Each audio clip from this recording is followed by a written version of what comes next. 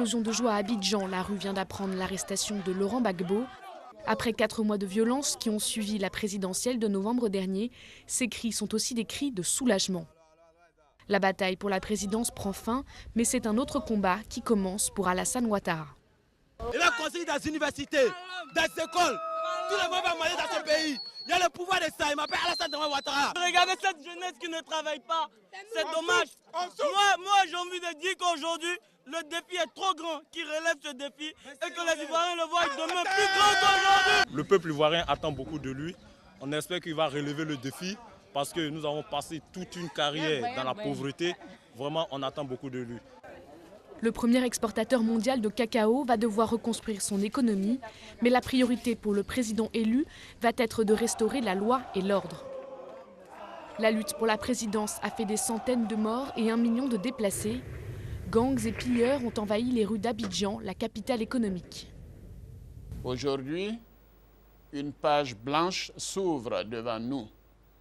Blanche comme le blanc de notre drapeau, symbole d'espérance et de paix. Et c'est ensemble que nous allons écrire notre histoire dans la réconciliation et le pardon. Depuis la dernière crise ivoirienne de 2002, le pays est divisé en deux entre le nord et le sud, entre musulmans et chrétiens.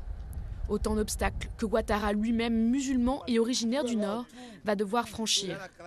Il va devoir convaincre ses troupes de renoncer aux représailles contre le camp Gbagbo. Même s'il entend entamer des poursuites contre le président déchu, il a promis aussi d'installer une commission de réconciliation nationale pour faire la lumière sur les accusations de massacre perpétrées par les deux camps. Mais Alassane Ouattara a dû utiliser la force pour prendre le pouvoir et pour certains, cela risque de compliquer les choses. C'est là que le président Ouattara sera jugé sur sa réelle volonté de faire en sorte que toutes les violations des droits de l'homme, tous les auteurs des crimes soient punis. Et donc nous pensons qu'il devra tenir les engagements pris dans ses discours, c'est-à-dire que tous les auteurs seront sanctionnés.